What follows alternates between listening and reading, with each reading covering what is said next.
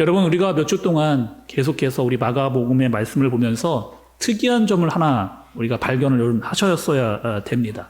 여러분, 우리가 계속해서 이 말씀을 지금 마가복음을 보고 있으면서 예수님께 가시는 길에 계속 어떠한 상황이 일어나는 것을 볼 수가 있죠. 어린 아이들을 만나셨습니다. 그리고 그 어린 아이들을 끌어안으시면서 사람들에게 무엇인가를 이야기해 주시는 예수님. 또 지난주는 부자 청년 관원을 만나기도 이렇게 하셨습니다. 그리고 오늘도 예수님께서 제자들과 함께 중요한 말씀을 하시게 됩니다. 근데 이 일련의 여러 일들이 여러분 공통점이 하나가 있습니다. 무엇이냐? 이 모든 일들, 제가 말씀드렸던 일련의 이런 일들은 다 지금 장소가 어디냐? 길입니다. 길 위에서 진행되어지고 있는 이야기들과 말씀의 내용이라는 거예요.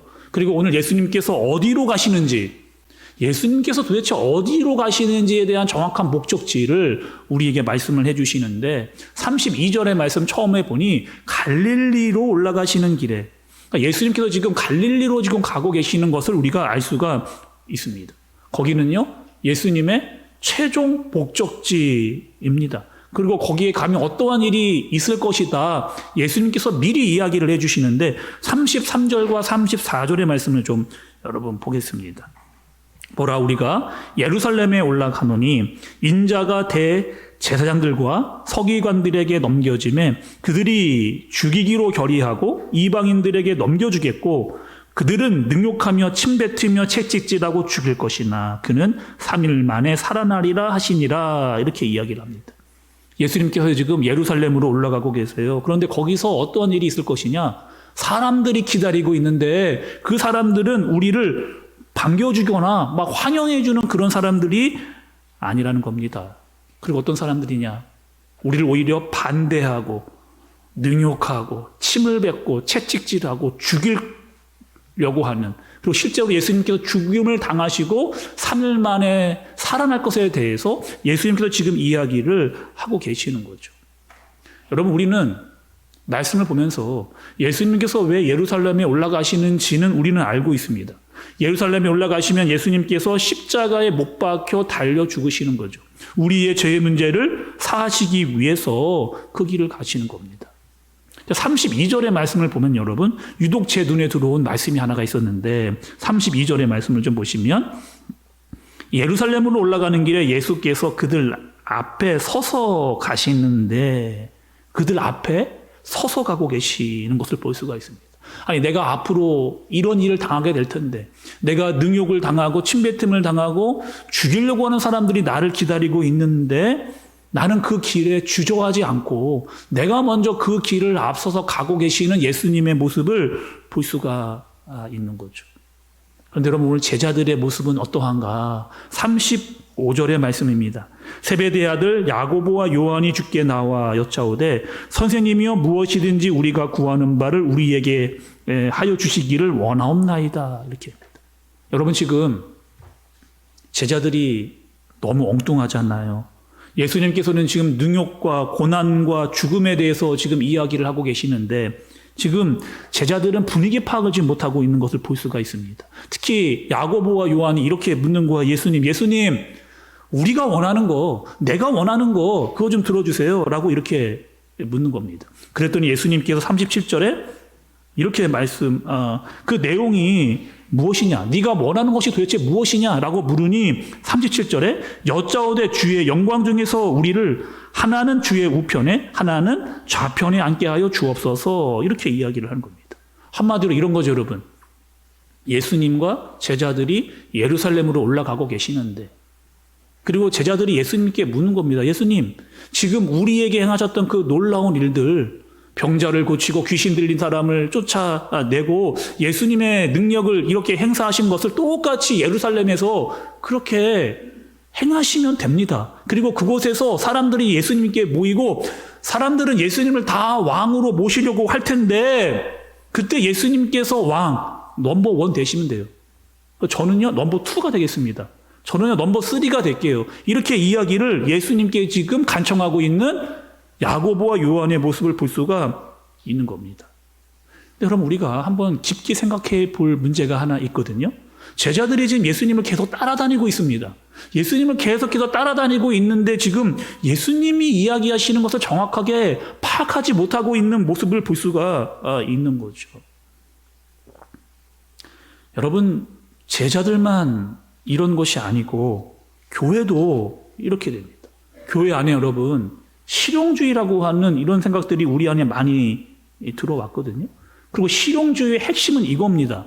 일단은 내가 잘 돼야, 뭐든지 내가 잘 돼야 그 다음에 내가 무엇인가를 하겠다라고 하는 실용주의가 사실 우리 교회 안에 많이 들어와 있습니다. 또 여러분, 교회에 사람들이 오는 이유도 이 이유예요. 그리고 교회는 또 이것에 대해서 강조를 많이 합니다. 여러분 한번 들어보시죠. 사람들이 교회에 오는 이유, 교회에 오면 예수님에게 복을 많이 받기 때문에, 또 예수님께서 병을 낫게 해주시기 때문에, 또 예수님을 만나면 성공하고 예수님 만나면 부자가 되기 때문에, 여러분 이와 같은 이야기를 들으시면 내가 교회를 다니는 이유 중에 하나도 여기에 지금 다 속해 있잖아요. 복을 받고 싶고 병이 낫고 싶고 또 성공하면 좋겠고 부자가 되는 이런 이유 중에 하나 때문에 우리가 교회에 온다 말할 수가 있습니다. 근데 여러분, 이 이야기가 틀린 얘기는 아니거든요.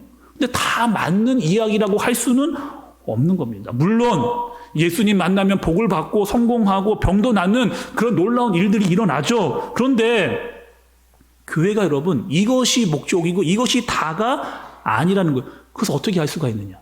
예수님께서 지금 가고 계시는 그 목적, 예수님이 어디로 가시고 있는가를 우리가 잘 살펴봐야 되는 겁니다. 예수님께서 여러분 가시는 길에 많은 사람을 만나요. 거기서 병도 고쳐주시고 그들에게 치료도 해주시고 그들에게 능력도 행사를 하시고 또 그들에게 복도 축복도 허락해 주시는 것을 볼 수가 있습니다.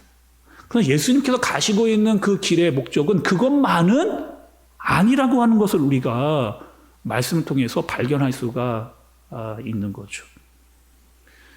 여러분들이 잘 알고 계시는 그 주기철 목사님 여러분 있잖아요.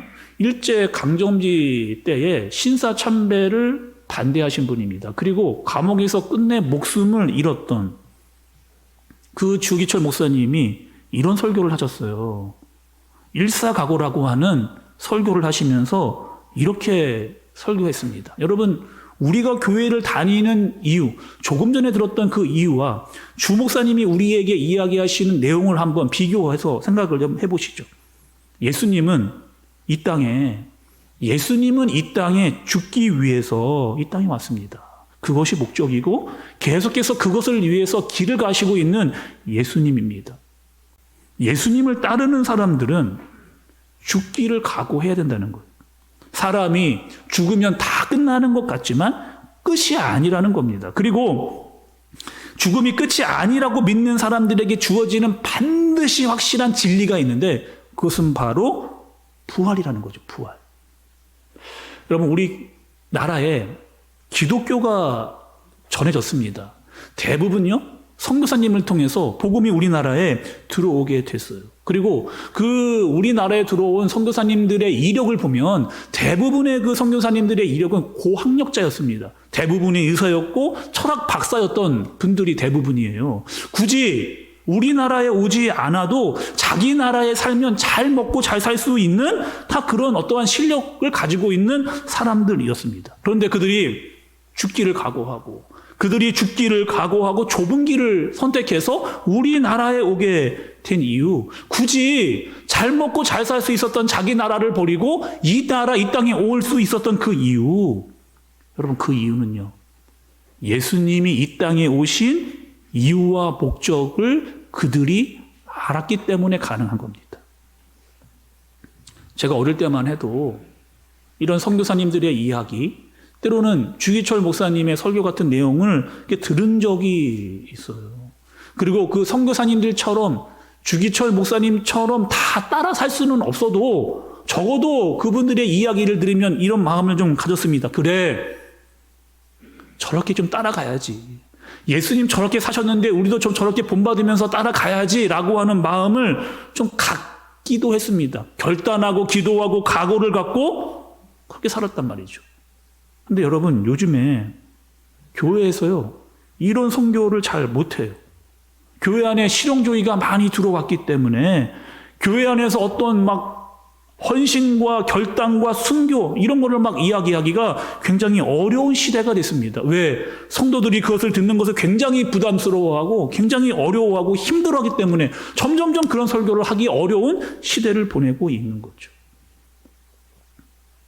예수님께서 오늘 말씀을 하시는데 특별히 여러분 진리를 선포하시는데 역설적으로 말씀을 전하시는 것을 볼 수가 있습니다. 역설이라고 하는 것은 이런 의미가 있어요. 역설은요, 표면적으로는 이게 모순입니다. 이게 부조리해요. 겉으로 보기에는. 근데 그 진짜 속을 들여다보면 그 이면에 진실이 숨어 있는 것이 바로 역설이라고 하는 그런 논증 방법의 하나가 역설이라고 하는 이야기입니다. 예수님께서 이렇게 오늘 말씀을 하시잖아요. 여러분 43절과 44절의 말씀이에요. 너희 중에는 그렇지 않을지니 너희 중에 누구든지 크고자 하는 자는 너희를 섬기는 자가 되고 너희 중에 누구든지 으뜸이 되고자 하는 자는 모든 사람의 종이 되어라 하리라 이렇게 얘기합니다. 그러니까 너희 중에 크고자 하는 자는 섬기는 자가 되고 너희 중에 으뜸이 되고자 하는 자는 종이 되어라. 여러분 이 말씀 좀 이해하기 좀 어렵고 이상합니다. 사람들은요 더 큰 사람 되기를 원해요. 더 높은 자리에 올라가고 싶고 으뜸이 되고 싶고 최고가 되고 싶은 것. 세상은 다 그렇게 하라고 우리에게 이야기를 하고 가르치는 세상입니다. 그런데 말씀은 오늘 역설적으로 섬기는 자가 되라는 거예요. 종이 되라고 이렇게 이야기. 아니 왜 이렇게 반대적인 상황을 예수님께서 우리에게 말씀을 하시는 거죠. 그리고 여러분 예수님께서 행하셨던 일들을 자세히 살펴보니까 특별히 여러분 이 십자가는요 역설입니다. 역설이에요. 십자가는 여러분 원래 죄인들이 죽는 곳이 십자가거든요. 예수님께서 죄인이 아니신데 예수님께서 십자가에서 죽으신다라고 하는 것 자체가 말이 되지 않는 그런 이야기입니다. 표면적으로는 모순이고 불합리한 것처럼 보여요. 그런데 죄인이 아니신 예수님께서 왜 십자가에서 죽으셔야만 했는가? 그 안에 분명한, 그 속에 분명한 진리가 우리에게 알려주시기 때문에. 그럼 십자가는요, 우리의 죄의 문제입니다. 원래 내가 거기서 내가 죽어야 될 그 자리에 예수님께서 대속물로 대신해서 우리의 죄 때문에 죽으신. 그래서 예수님께서 십자가에 죽으셔야 했기 때문에 우리의 죄의 문제가 해결받을 수가 있게 된 거죠. 세상 논리로 여러분 이것을 보면 이해가 되지를 않는 겁니다. 예수님께서는 죽으셔야지 않으셔야 되는 것이 세상의 논리고 예수님이 잘 되셔야지. 특별히 여러분 이스라엘은 로마의 통치와 지배를 받고 있었는데 예수님께서 나타나셔서 이스라엘을 로마로부터 지켜주시는 것이 세상의 논리라고 말할 수가 있는 거죠. 군사적인 힘을 일으키고 전능한 힘으로 로마를 막 물리치는 것, 그리고 더 높이 올라가는 그 사람의 모습을 보여주시는 것이 세상의 논리입니다.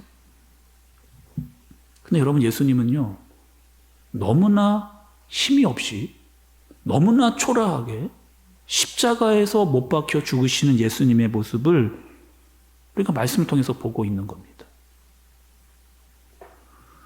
우리나라에 바보 의사라고 불리는 사람이 한 분 있습니다. 바보 의사. 왜 여러분 이분은 바보 의사로 불렸을까요? 그분은요 장기료라고 하는 박사님입니다. 1991년에 그때는 어떤 때느냐, 우리나라가 한창 한국 정쟁이 일어나던 그런 때 사람들이 막 죽어나가는 거예요. 전염병에 죽고 또 영양실조로 죽고 전쟁의 피해로 수많은 사람들이 죽어가고 있었던 그때에 이분이 의사였습니다. 그리고 그 당시에 유엔으로부터 천막을 3개 빌렸어요. 3개 빌려서 아주 자그마한 천막을 치고 그 안에서 간이 병원을 만든 겁니다. 복음 진료소라고 하는 간이 병원을 세웠어요. 그런데 전쟁터니 얼마나 많은 사람들이 여러분 치료를 받으러 오는 거예요. 하루에 100명이 넘는 사람들이 치료를 받기 위해서 옵니다. 거기다가 전쟁 중에 있던 사람들이 돈도 없잖아요. 찢어지게 가난한 사람들, 딱한 사정들을 가지고 다 이 장기료 박사님에게 치료를 받으려고 그렇게 오고, 그렇다고 돈이 없다고 그냥 돌려보낼 수도 없고, 거기다가 찾아오는 사람들을 잘 치료하다 보니까 소문이 나서 점점점 더 많은 사람들이, 가난한 사람들이 찾아오게 되어지는 이런 일들. 전국의 가난한 사람들이 치료를 한번 받고자 이 박사님에게로 몰려드는 겁니다. 하루에 수십 차례의 수술을 하고 계속해서 그들을 진료를 했지만 병원비를 제대로 받지를 못하는, 오히려 자기의 월급을 치료비로 넣는, 그러니까 자신도 갈수록 더 어려워지고 병원도 점점점 계속 적자만 내고 있는 그런 상황. 그럼 이분은 어떤 분이었느냐? 대학 교수로 가도 될 만한 실력을 가지고 있던 분입니다. 그리고 버젓한 병원을 세워서요, 병원 원장으로 있어도 될 만한 그런 분이에요. 근데 그분은 그렇게 하지를 않은 거죠. 왜? 가장 약하고 어렵고 힘든 사람이 있는 그곳이라면 내가 가장 먼저 가서 그들을 치료해야 되겠다라고 하는 마음을 가지고 산 겁니다. 한 사람이라도 내 손길이 필요한 자들, 그 사람들을 살려낼 수만 있다면 내가 그곳으로 가겠다라고 하는 그 마음으로 의사에 맡겨진 직분을 최선을 다했던 거죠.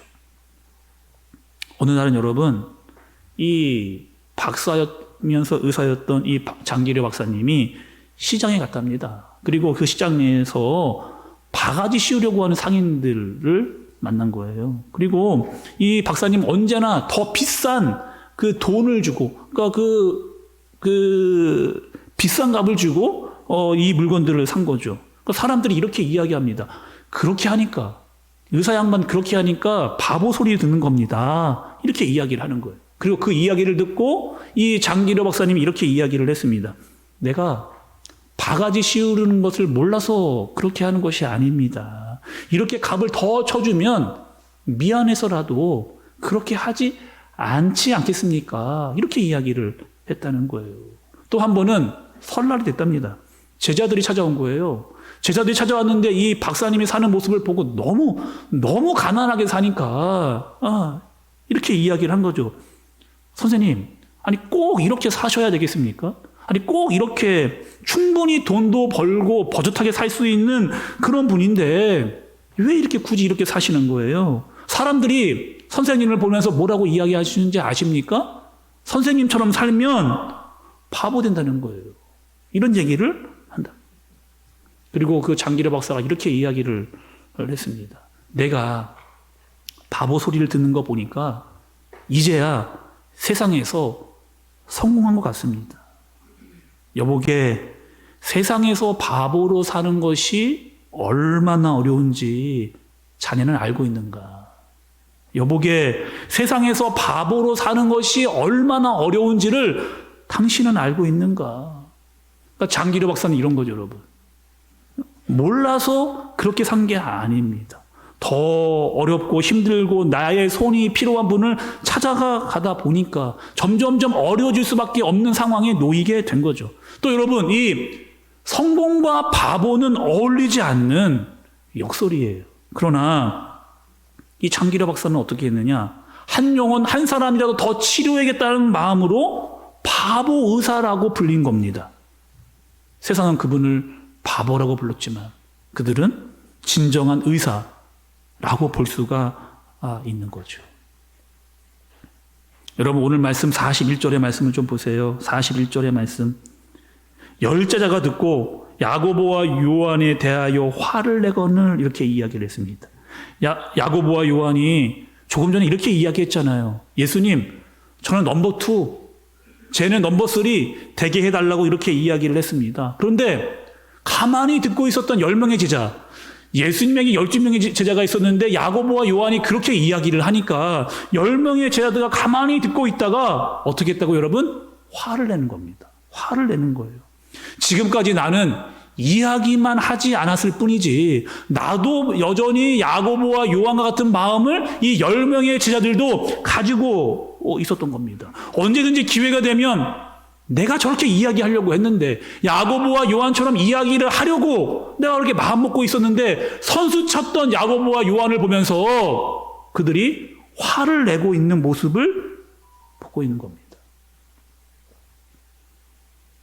여러분, 예수님께서 조금 전에 자기가 가야 할 길에 대해서 이야기를 하셨거든요. 예수님께서.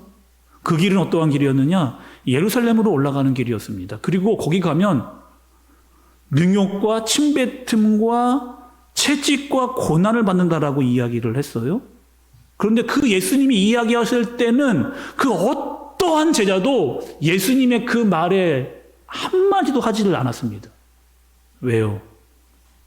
우리는 그 길을 가고 싶지 않았기 때문에, 그 길이 다 두려웠기 때문에. 그런데 지금 이 야고보와 요한이 한 말에 대해서는 이 10명의 제자가 다 뭐 하는 거예요? 화를 내면서 이것이 진짜 우리의 마음이었고 내 안에 그것이 숨겨져 있다라고 하는 사실을 야고보와 요한이 드러내는, 그리고 그 10명의 제자들이 드러내고 있는 상황을 보게 되고 있는 거죠.